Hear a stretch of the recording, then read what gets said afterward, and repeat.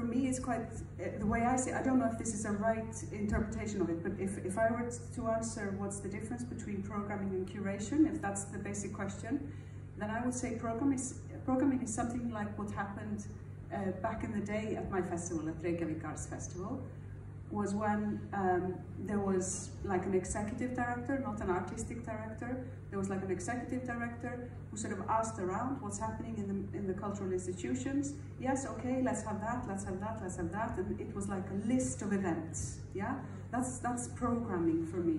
Whereas curation starts somewhere else. It starts with something more meaningful. It starts with a longing or a feeling or a social sort of maybe as a reaction to a social injustice, or that's what curation is for me. It comes from somewhere else, but on the surface, once you see a program, it might look similar, but there's a very clear difference for me, and there is much more dynamism somehow in curation than in programming. If this definition of mine is to be used, yeah. Another aspect which I find important, which is that curation also involves really exchange and a work together with the artists or with the ensembles to come to a new form of presentation, or you said a new form of using a space, or how to approach a certain topic. So I think this process, or this research-based, this is also for me pretty much important in this curation situation, which is different from programming. And as a curator, you also connect what you know about a certain topic, and you develop further, and you can rectify what you are doing in this context, in this content context. Birmingham, actually, we're based in Birmingham, but I don't know his name, and I've tried to look this up so many times and I can't find his name, so I'm quoting him continuously, but I don't know his name. But yeah, I listened to a lecture of his, and he wanted to throw away the word quality and substitute it with the word density.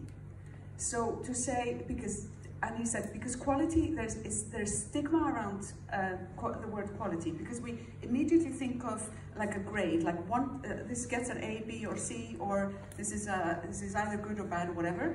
But density, we can claim that as a word to say this piece had political density, or this piece was dense when it had real artistic density. It might have been rubbish when it came to the political message, but that doesn't matter because it had that artistic density that mattered in that context.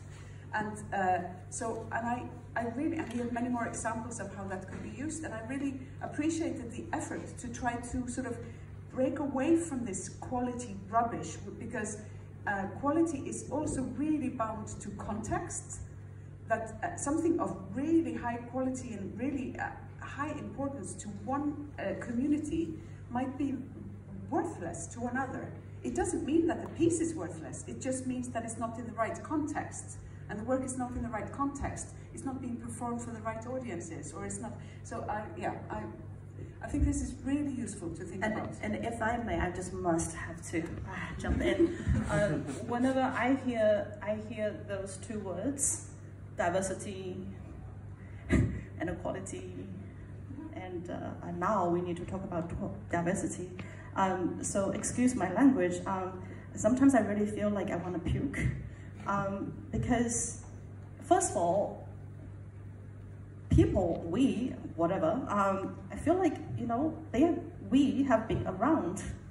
It's not, we have not just been around for 5 years or 6 years. And people have a reason to exist. I don't care about quality. Screw all this other talk. People have a reason to exist. And we need to look at people's eyes and really understand why we wanted to hear other people's voice. And that is why we need to talk about diversity.